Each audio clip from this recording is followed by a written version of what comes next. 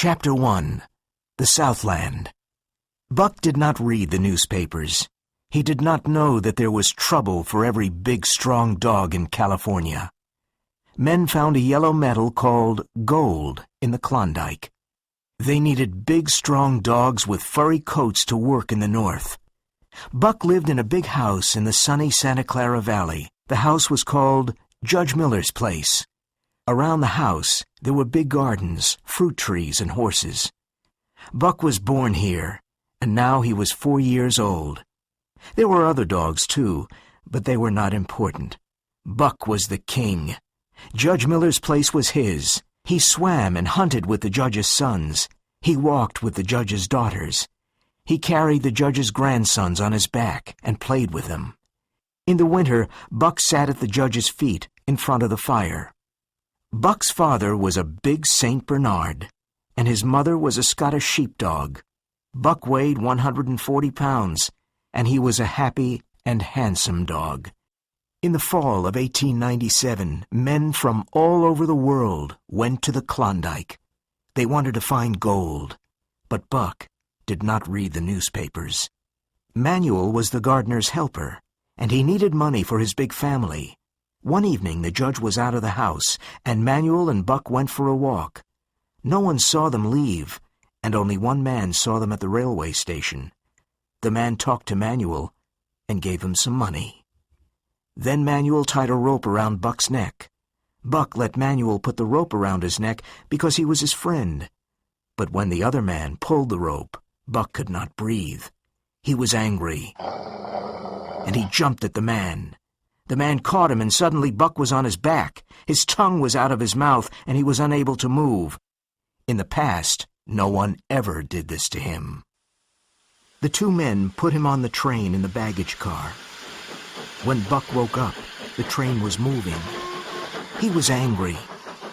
The man watched him, but Buck was too quick. He bit the man's hand. That evening, the man took Buck to the back room of a saloon in San Francisco.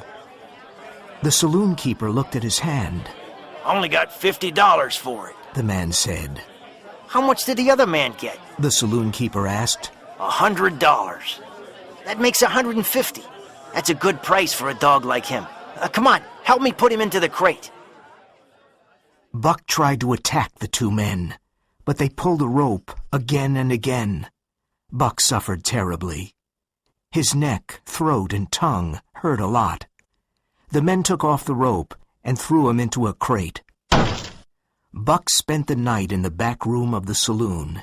He was very angry. He could not understand why he was there. What did these strange men want? Why was he a prisoner in a crate? Where was the judge? The next morning, 4 men took the crate to the railway station. They put it on a train that was going to the north. For 2 days and 2 nights, Buck did not eat or drink. He was confused and angry. Men on the train laughed at him. He threw himself against the crate. He growled and barked at the men. Buck was very thirsty, but he had no water. His tongue and throat were very dry. His eyes were red, and his anger grew. He was glad for one thing. The rope was off his neck. He did not want another rope around his neck. Chapter 2. The Northland. In Seattle, 4 men carried the crate to a garden with a high wall. A fat man with a red sweater looked at him. Buck threw himself against the crate. He growled and barked. The man brought a hatchet and a club. Are you going to take him out now? Asked one of the men. Sure, the man said. He hit the crate with a hatchet to open it. The 4 men ran away. They went to sit on the high wall to watch the show. Buck threw himself against the wood of the crate. He bit it and growled. He wanted to get out. The man with the hatchet opened the crate. Then he put down the hatchet and took the club. Buck was really a red-eyed devil. His hair stood up and his eyes were red with anger. He jumped straight at the man, and his mouth was ready to bite. At that moment, the man hit him with the club. He fell to the ground on his back. This was the first time he was hit with a club. He did not understand. He jumped at the man again, and again the man hit him with the club. He fell to the ground again. This time Buck knew that it was the club, but his anger was so great that he did not stop. He jumped at the man a dozen times, and a dozen times the club hit him. There was blood on his nose, mouth, and ears. Then the man hit him very hard on the nose. The pain was terrible. It was agony. Buck jumped at the man again, and the man threw him to the ground. Buck did not move for some time. "He knows how to teach a dog a lesson," said one of the four men. Then they returned to the train station. Buck slowly opened his eyes. He could not move. He watched the man in the red sweater. The fat man was reading the saloon keeper's letter and said, "Your name is Buck. Well, Buck," he said in a friendly voice, "now you know your place. Be a good dog and we'll be friends. Be a bad dog and I must use my club again. Understand?" As he spoke, he touched Buck's head. Buck was angry inside, but he did not move. When the man brought him water and meat, Buck drank and ate. He learned that a man with a club was stronger than him. He never forgot it. Life was now fiercer. Each day, other dogs came. The man in the red sweater hit many dogs. Buck understood that a dog must obey a man with a club. He was a master. One dog did not obey, and he was killed. Men often came to talk to the man in the red sweater. When they paid money, the men took one or more of the dogs. Those dogs never came back. Where did they go? Buck thought. He was afraid of the future. One day, a short man came to look at Buck. The man spoke bad English. "That's a strong dog. How much?" $300, said the man in the red sweater. "And it's a gift at that price." Perrault smiled. The price of dogs was high at that time. Perrault knew dogs, and he knew Buck was an excellent dog. Buck saw money pass between the two men. He was not surprised when he and a Newfoundland dog called Curly were taken away by the small man. He took them to a ship called the Narwhal. From the ship, he and Curly looked back at Seattle. It was the last time they saw the warm Southland. Perrault took Buck and Curly to Francois. Perrault was a French-Canadian, but Francois was half Indian and had very dark skin. Buck did not like these men, but he respected them. He learned that Perrault and Francois were calm and fair. They knew everything about dogs. There were two other dogs on the ship. One was a big white dog called Spitz. He seemed friendly, but he was not honest. He smiled when he tried to take Buck's food. Francois was fast and hit Spitz. From this moment, Buck began to like him. The other dog was called Dave. He was unfriendly and always wanted to be alone. Dave ate and slept and was interested in nothing. Day and night the ship sailed. Every day was the same, but Buck noticed that the weather was colder. Finally, one morning the Narwhal's engine stopped. Buck and the other dogs were excited. Something was happening. Francois leashed the dogs and took them outside. At the first step, Buck's feet went down into something white and soft. He jumped back. More of this white stuff was falling from the sky and fell on Buck. He shook himself, but more fell on him. He smelled it curiously, then tasted some on his tongue. it was like fire, and the next moment it disappeared. This confused him. He tried it again, with the same result. People looked at him and laughed. It was his first snow. Chapter 3. The Law of Club and Fang. Buck's first day at Dyea Beach was terrible. What a change from his comfortable, happy life with the judge in the sunny Southland. Here, there was no peace or rest. There was only confusion and noise. There was danger everywhere, because these dogs and men were not city dogs and men. They only knew the law of club and fang. Buck never saw dogs like these. They fought like wolves. He learned this by watching Curly. She wanted to make friends with a husky. The husky jumped on Curly, and he tore her face from eye to mouth. Wolves and huskies fight like this. They attack and then jump away. But this fight was not finished. 30 or 40 huskies came and made a circle around the fight. Curly attacked her enemy, but the husky bit her again. She fell to the ground and never stood up again. The other huskies moved in, and suddenly she was under them. Buck saw Spitz run away with his red tongue out of his mouth. He was laughing. Curly was dead in the snow. Her body was almost in pieces. Buck often saw this scene in his dreams. He understood that when a dog was injured, that was the end. Spitz laughed again, and from that moment, Buck hated him. Soon Buck had another surprise. Francois put a harness on him. Buck remembered the harnesses on horses at home. So now he must work like a horse. He must pull the sled to the forest to get firewood. He was offended, but he decided to work and do his best. He worked with Spitz and Dave and learned a lot from them. He learned to stop when Francois said, Ho! and to go when he said, Mush! Those three are very good dogs. Francois told Perrault. Buck pulls well and learns quickly. That afternoon, Perrault bought 2 huskies called Billy and Joe.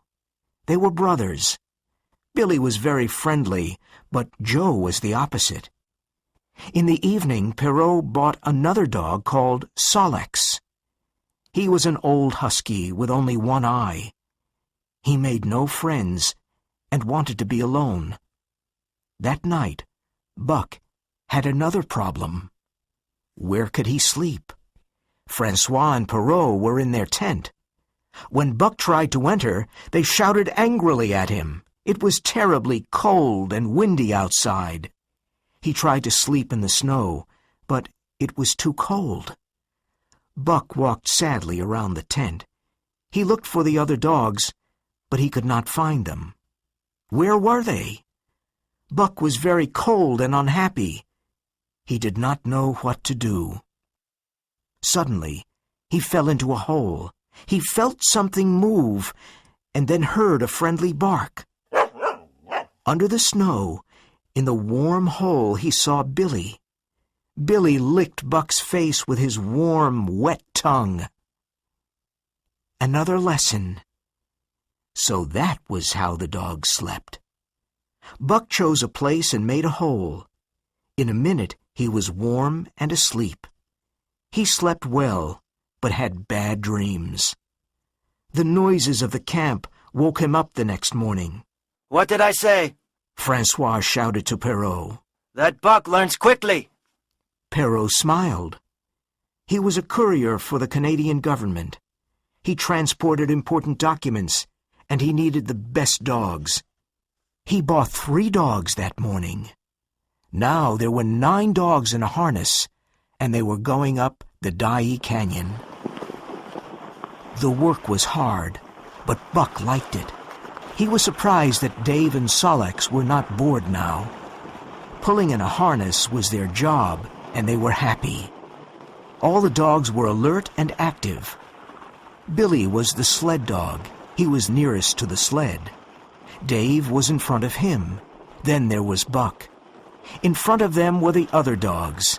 Spitz was the leader in front. Dave and Solex were Buck's teachers. When Buck pulled the wrong way, Dave always bit his leg lightly. Buck learned quickly. It was a hard journey up the canyon, through sheep camp, and into the mountains. That night, they camped at Lake Bennett. Thousands of gold miners were there. Buck made his hole in the snow and slept well. Very early the next morning, Buck and his team started pulling the sled again. That day, they traveled 40 miles on a good trail. But the next day, there was no trail. The dogs worked harder, and they traveled slowly. Perrault usually went in front of the dogs. With his snowshoes, he made the snow flat. Francois guided the sled from behind. Perrault was in a hurry. He knew all about ice, and this was very important. In the fall, the ice was very thin.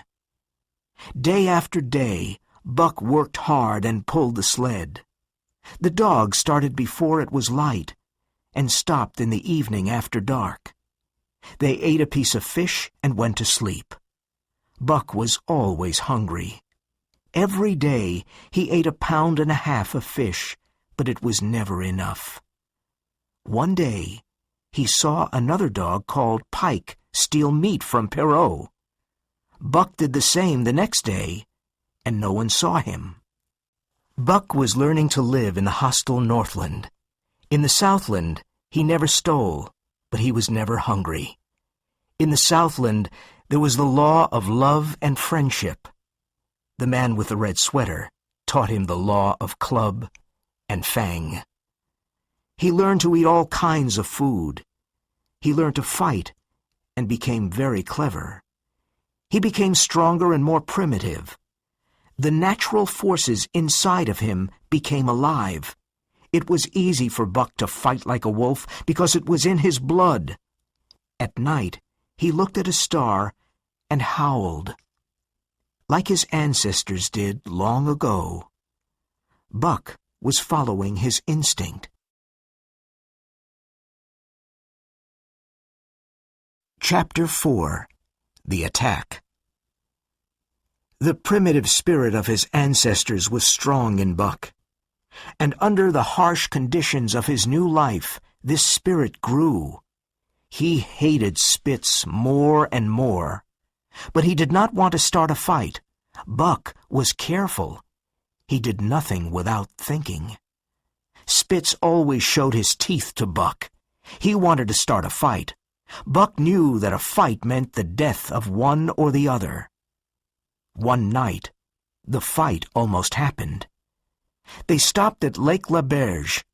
It was snowing heavily, and the wind was strong and cold. Perrault and Francois made a fire on the ice.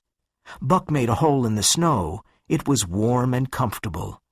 He did not want to leave it to get his piece of fish. When Buck finished eating the fish, he went back to his hole and found Spitz in it. Buck did not want to fight with Spitz, but this was too much. He jumped on Spitz with great anger. Spitz was very surprised. He knew Buck was big, but he did not know he was so wild. Francois was surprised too. Aha! He cried to Buck. Give it to him! Give it to him! Both dogs wanted to fight. They circled each other and waited for a chance to jump in. Suddenly, Perrault shouted, Ah! Ah! and they saw about 100 thin, hungry dogs. They came from an Indian village, and they were looking for food.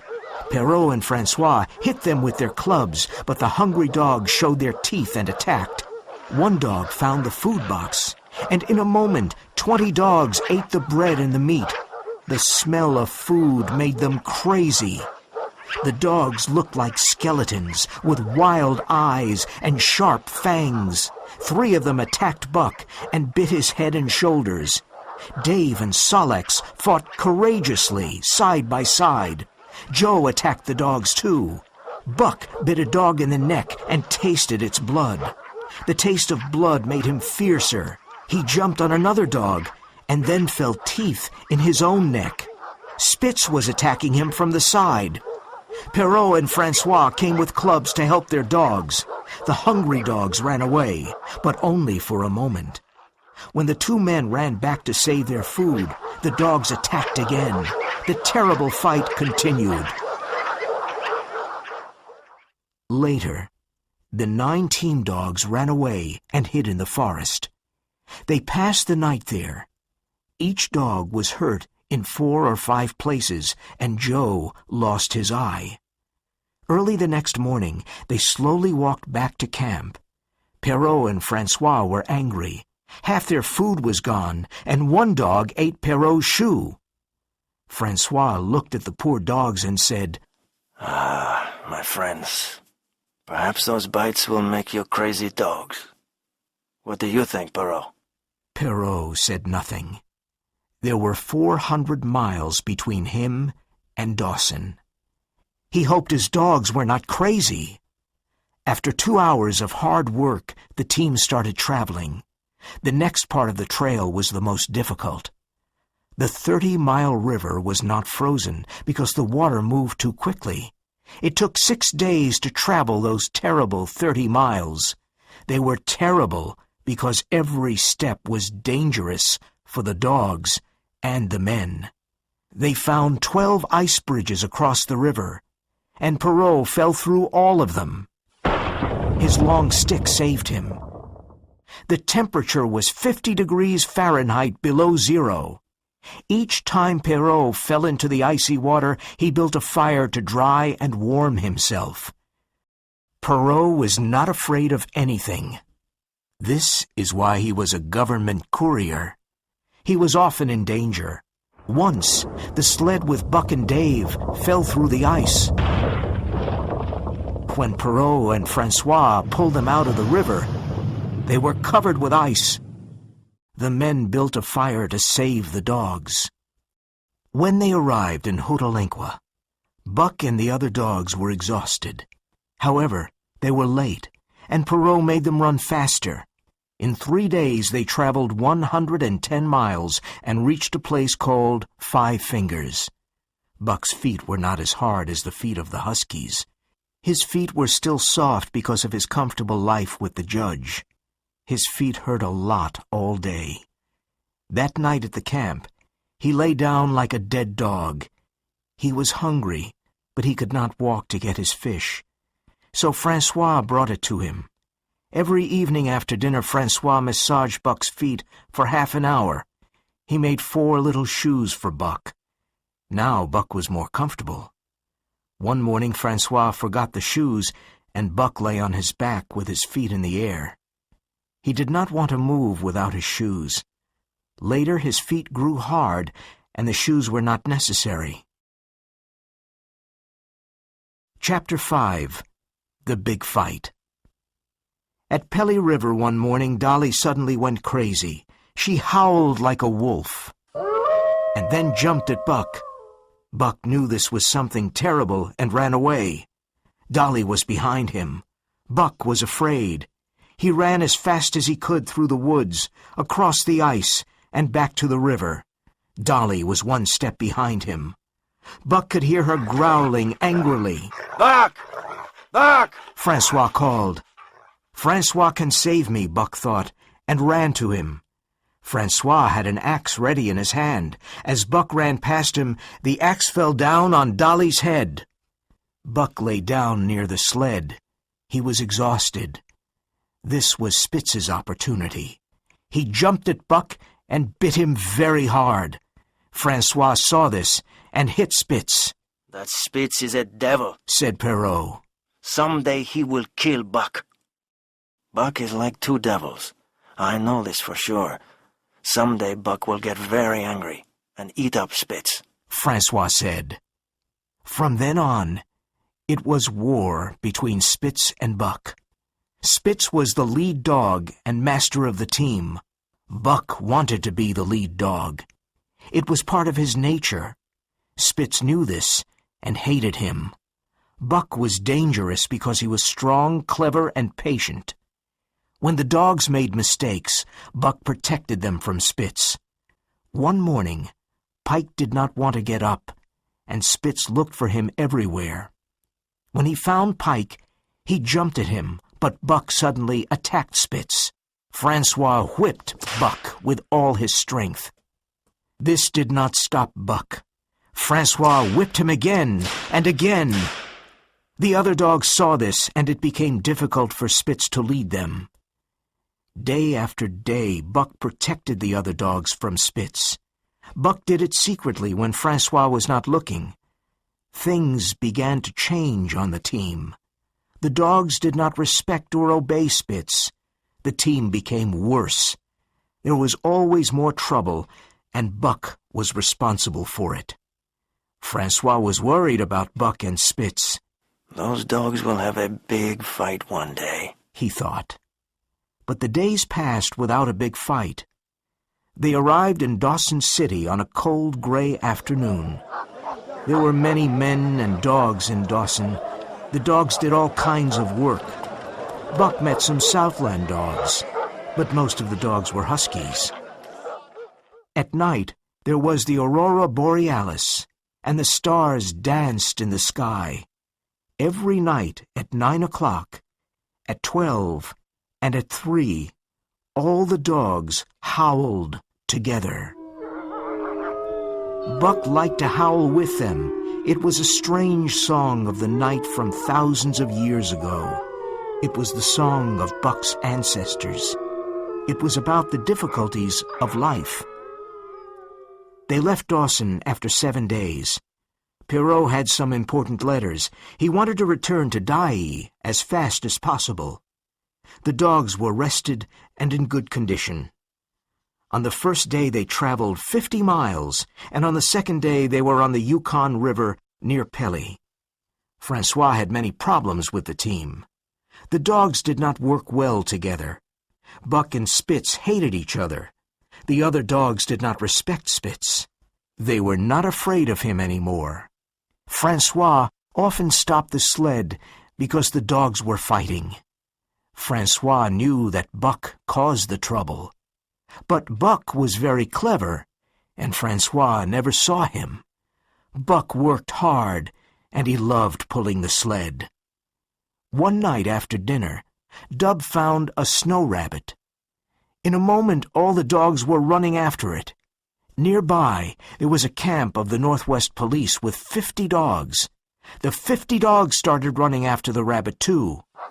The rabbit ran quickly on the soft snow, but it was more difficult for the dogs. Buck led the pack of 60 dogs, and he was very happy.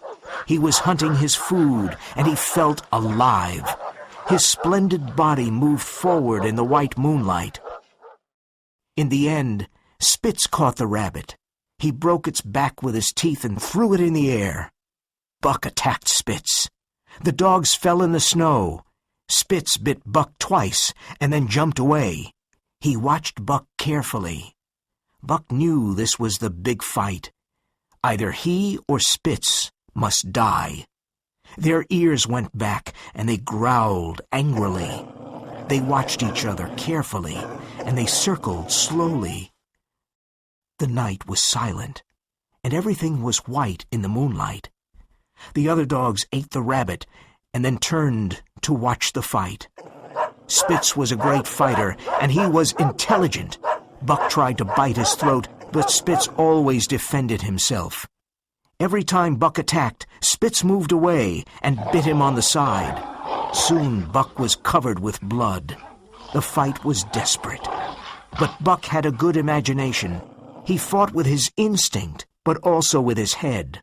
Buck attacked again. But at the last minute, he went under Spitz and bit his left leg. The bone broke, and Spitz stood on 3 legs. Buck attacked 3 more times and then broke his right leg. There was no hope for Spitz now. The silent circle of dogs moved closer to Spitz. They waited for the end. Then Buck attacked again. Spitz fell down on the snow. He disappeared under the circle of the other dogs. Buck stood and watched. He was the champion. Chapter 6. The New Lead Dog. The next morning, Francois could not find Spitz, and he saw Buck covered with blood. "What did I say? Buck is a great fighter," said Francois. Perrault looked at the wounds on Buck's body and said, "That Spitz fought like a devil, and Buck fought like two devils." Francois said, "Now we can travel faster. No more Spitz, no more trouble." Francois started to harness the dogs. Buck walked to Spitz's old position, but Francois put Sol-leks in the lead position. Buck jumped angrily at Sol-leks. "Ah!" Francois cried, "Look at that Buck.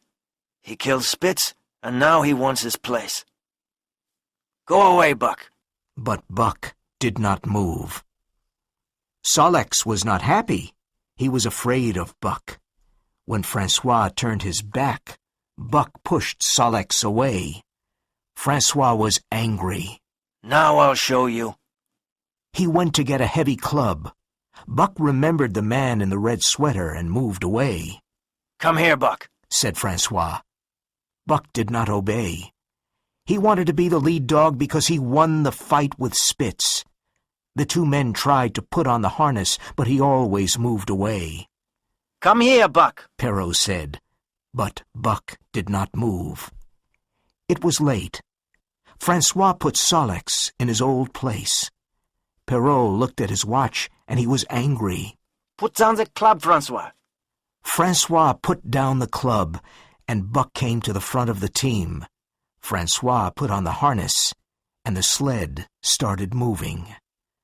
Buck was an excellent lead dog. He moved and thought quickly. The other dogs worked harder with Buck. The team traveled faster and faster. "Buck is the best dog, the very best," Francois said. It was 45 degrees Fahrenheit below zero. Some days the dogs traveled 60 miles or more. After 14 days, they reached Skagway. The dog team was the center of attention. Then the two men received orders from the Canadian government. Francois put his arms around Buck and cried. Then the two men left, and Buck did not see them again. Another man took Buck and his team back to Dawson. The sled was very heavy because it carried mail for the gold miners. Buck did not like it, but he and the other dogs worked hard. It was not an interesting life. One day was like another. They started before it was light. At night, they camped, and this was the best part of the day. The dogs ate some fish and rested by the fire. Buck loved to rest by the fire. Sometimes he thought of Judge Miller's big house and his life there. He also thought about the man in the red sweater, the death of Curly, and the big fight with Spitz. Other times he remembered his parents, his ancestors, and the world of long ago. The journey was hard, and the mail was heavy. The dogs were tired and weak. They needed a long rest. But after only 2 days, they were traveling again. The dogs and the men were unhappy. Each night, the men took care of their dogs. They looked at their feet, but the dogs became weaker every day. Billy cried in his sleep and was very unfriendly. Dave was tired and ill. Something was wrong with him. When they stopped in the evening, he lay down and did not stand up until morning. The men were worried about Dave. They did not understand his illness. One day, Dave could not pull the sled any more. He cried sadly when Sol-leks took his place. The next morning, Dave could not move. The driver took his pistol and walked away. The dogs heard a shot. The man came back quickly, and the sled moved again. Buck and the other dogs knew what happened to Dave. 30 days after leaving Dawson City, the team arrived in Skagway. The dogs were exhausted and thin. They needed a long rest. The men needed new, strong dogs to pull the sled. They sold the old, tired dogs. two American men called Hal and Charles bought Buck and his team. They bought other dogs, too. Charles was 40 years old, and Hal was a young man. Charles's wife, Mercedes, was also with them. They knew nothing about life in the Northland, and they made many mistakes. They put too many things on their sled and tried to start. The dogs pulled hard for a few moments and then stopped. They could not move because it was too heavy. These lazy animals, Cried Hal with a whip in his hand. they're very weak. Said a man. They need a rest. Nonsense, they're very lazy. Said Hal. Mush, He cried. mush. Hal whipped the dogs again and again. Another man said, I don't care about you, but I care about the dogs. Break the ice around the sled, and then the dogs can pull. Hal broke the ice, and the sled moved forward. The unhappy team moved on. Day after day, Hal whipped the poor dogs. He gave them little food to eat. They were very tired and very hungry. They looked like skeletons. Dub hurt himself and was shot. Billy and some other dogs died. Soon we will all die, Buck thought.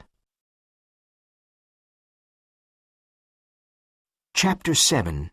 For the Love of a Man.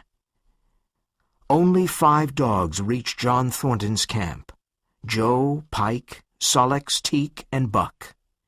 They fell on the ground and could not move. They were almost dead. It was nearly the end of winter, and it was a beautiful day. John Thornton was repairing an axe. Is it safe to cross the river here? Asked Hal. Oh, no, it's very dangerous. The ice is too thin. Answered Thornton. Hal looked at him and said, I don't believe you. We must go to Dawson. He took his whip and cried, Come on, Buck, let's go. Thornton knew these people were stupid and did not understand. The team did not move.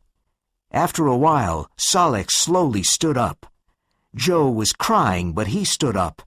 Pike tried twice and fell down. The third time he stood up. Buck did not try. Hal whipped him, but Buck did not move. Thornton wanted to speak, but he did not. Hal was furious and took the club. He hit Buck again and again. But Buck did not want to stand up. He had a strange feeling of doom. He saw thin ice in front of him. After so much suffering, he did not feel the club. Then suddenly Thornton jumped on Hal and threw him to the ground. Don't hit that dog again, or I'll kill you. Thornton cried. It's my dog. Said Hal. Go away or I'll hit you too. I'm going to Dawson. Thornton stood between him and Buck. Hal took out his long knife. Thornton knocked it out of Hal's hand. Then Thornton picked it up and cut Buck's harness. Hal did not want to fight. Buck was almost dead. A few minutes later, Hal and the sled went along the river. Buck raised his head and saw Pike, Sol-leks, Joe, and Teek pulling the sled. Thornton examined Buck's body. He was looking for broken bones. Buck was terribly thin and weak. You have many wounds, but no broken bones, said Thornton. Both dog and man watched the sled. It was crossing the ice in the middle of the river. Suddenly the back of the sled went down, and the front went up. There was a lot of screaming. Then a big piece of ice broke, and the dogs and the people disappeared. John Thornton and Buck looked at each other. You poor dog, said Thornton, and Buck licked his hand. John Thornton was ill all winter. His friends left him at White River while they went to Dawson. Thornton had a lot of food, and he was comfortable. Now it was spring, and he was better. During the warm spring days, he and Buck sat by the river. Buck watched the water and listened to the birds. He needed the long rest. Slowly he became stronger and fatter. John Thornton had 2 other dogs. Skeet was a small dog, and she made friends with Buck. When Buck was ill, she took care of him. She washed his cuts with her tongue. Nig was a big, friendly dog. His eyes laughed. When Buck became stronger, the three dogs played together. Thornton sometimes played with them. The days passed happily. For the first time, Buck learned to love. He and Judge Miller were very good friends, but Buck did not love him. John Thornton saved Buck's life, and he was the perfect master. He loved his dogs and took good care of them. The dogs were like his children. He always talked to Buck. He took Buck's head between his hands and shook it lovingly. He adored Thornton. When Thornton touched him or spoke to him, he was wild with happiness. He sat near Thornton and looked at his face for hours. At first, Buck followed Thornton everywhere. He did not want Thornton to leave like Francois and Perrault. Buck was very happy with Thornton, but he was a dog of the Northland.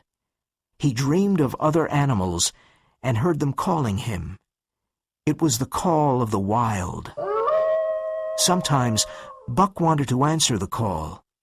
He often went into the forest, but he always returned to Thornton. Buck was not interested in other men. When Thornton's friends Hans and Pete returned, Buck did not notice them. He knew they were Thornton's good friends, and so he accepted them. Hans and Pete saw that Buck loved only Thornton and no one else. He was always happy to obey Thornton. One day, they were in Circle City. Black Burton was a bad and cruel man. He was in a saloon and he was fighting with another man. Thornton tried to stop them. Buck sat in a corner and watched. Burton hit Thornton and he almost fell. There was a loud growl, and Buck jumped into the air at Burton's throat. The man put up his arm and saved his life. Then he fell to the ground with Buck on top of him. Buck bit into his throat. Some people pulled Buck off the man. A doctor arrived and examined Burton's throat. The dog attacked only because Thornton was in danger, someone said. From that day, Buck's name became famous all over the Northland. In the fall of that year, Buck saved Thornton's life another time. The three men were going down the river. Thornton was in the boat, and Hans and Pete were on the riverbank. They were holding the boat with a rope. Buck was on the bank and watched his master. Soon they came to a dangerous part of the river. The boat was going too fast because the current was strong. Hans pulled the rope to stop the boat, but it turned over. Thornton fell into the water. Buck jumped in immediately and swam to his master. Thornton took Buck's tail, and Buck swam bravely towards the riverbank, but they moved slowly because the river pushed them to the rocks. "We can't get to the riverbank because the current is too strong," said Thornton. He held on to a rock and let go of Buck's tail. Then he cried, "Go, Buck, go!" Buck obeyed and swam to the riverbank. Hans and Pete pulled him out of the river. "We must work fast to save Thornton. He's in great danger," said Pete. They tied a rope around Buck, and he jumped into the river again. The river carried him past Thornton, but he finally reached him. Thornton held on to Buck, and Hans and Pete pulled the rope very hard. Thornton and Buck disappeared under the water. When Hans and Pete pulled them out, they both seemed dead, but they slowly opened their eyes. Thornton examined Buck's body and found 3 broken bones. "We must camp here until Buck is better," said Thornton. Chapter 8. The Winner. At Dawson that winter, Buck did something that made him very famous in the Northland. Thornton, Hans, and Pete wanted to go to the east to look for gold, but they needed money. One day, they were at the El Dorado Saloon. My dog can pull a sled with 500 pounds on it, said one man. Well, my dog can pull 600 pounds, said another man. "Really? Well, my dog can pull 700 pounds, said a third man called Matthewson. "That's nothing," said Thornton. "Buck can pull 1,000 pounds. Can he move the sled when it's frozen to the ice? and then pull it 100 yards? asked Matthewson. Yes, he can. Said Thornton. Well, Said Matthewson. I've got $1,000 here, and I say he can't. He took a bag of gold and put it on the table. Nobody spoke. Thornton thought, I know Buck is strong, but is he really so strong? The men at the saloon looked at him silently and waited. Thornton did not have $1,000, and his friends did not either. I've got a sled outside with 1,000 pounds on it. Matthewson said. Do you want to try? Thornton did not know what to say. He looked at all the men. Then he saw his old friend, Jim O'Brien. Can you lend me $1,000, Jim? Thornton said softly. Sure, Said O'Brien. but I don't think your dog can do it. Everyone went into the street. A lot of men stood around Matthewson's sled. The sled was frozen to the ice because it was terribly cold.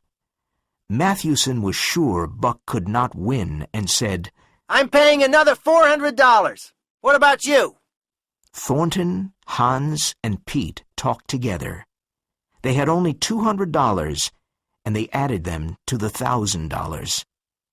Buck felt the excitement in the air. He knew he must do something great for Thornton. Buck was in perfect condition. He was a splendid dog. Thornton sat down on the snow next to Buck. He held Buck's head in his hands and spoke softly in his ear. If you love me, Buck. If you love me. Buck understood. He took Thornton's hand between his teeth and then let go. He often did this as a sign of his love. Everyone was silent. Thornton stood up and said, Ready, Buck? Buck pulled on the harness.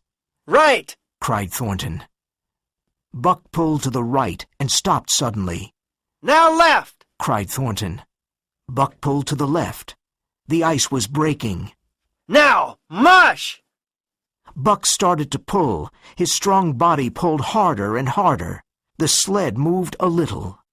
Suddenly, it started to go forward on the snow. Buck pulled it for 100 yards. He was the winner. The men shouted and threw their hats in the air. Thornton was on the snow with Buck. He took his head and shook it. He was crying with happiness. Buck had Thornton's hand between his teeth. In 5 minutes, Buck made $1,600 for Thornton and his friends. With this money, they could travel to the east to look for a lost gold mine. No one knew where it was. It was a mystery.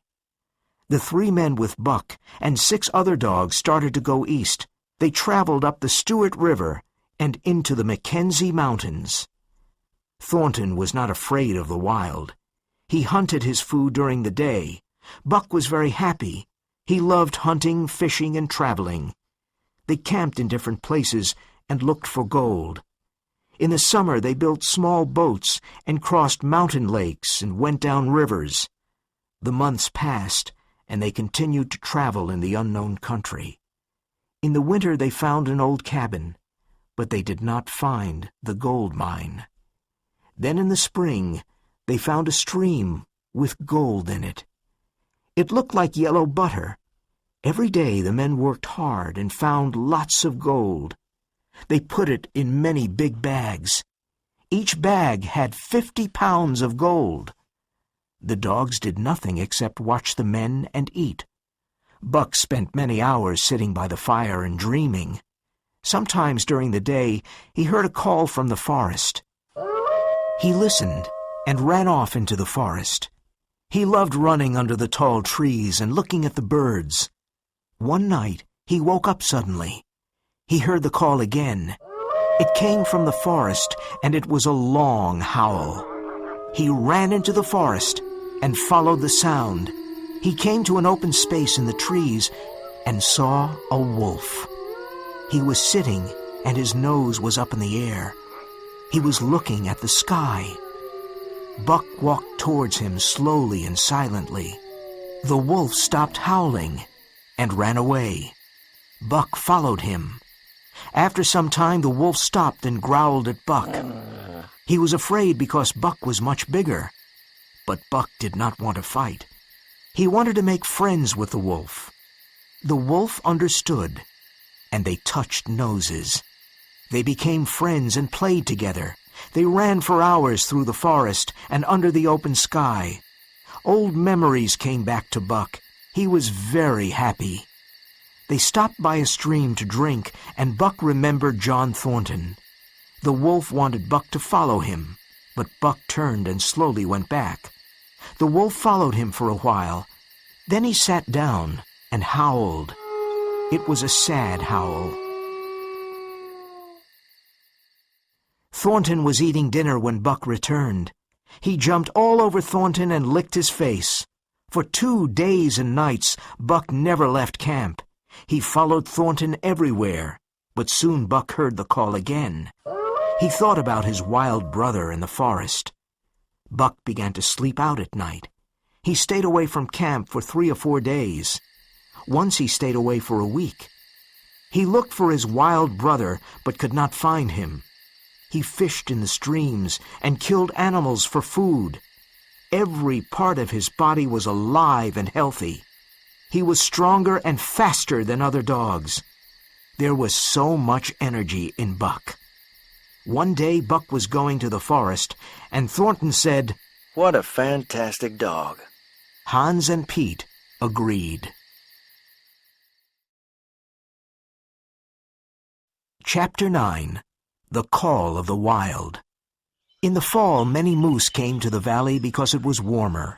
Buck wanted to hunt a big moose. The biggest moose was 6 feet tall and had enormous antlers.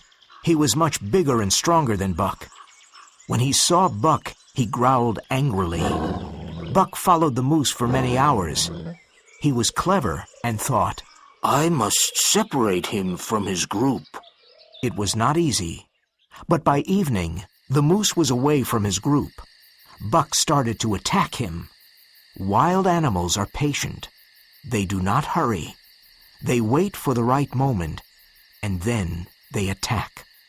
Buck knew how to wait. For 4 days, Buck attacked and jumped away. Then he danced in front of the big moose. He never left him alone. The moose could not eat, drink, sleep, or rest. He became very tired and very weak and stopped for long periods. So Buck ate, drank, and rested. At the end of the 4th day, Buck killed the big moose. For a day and a night, he stayed by the dead moose and ate and slept. When he was rested and strong, he decided to return to John Thornton.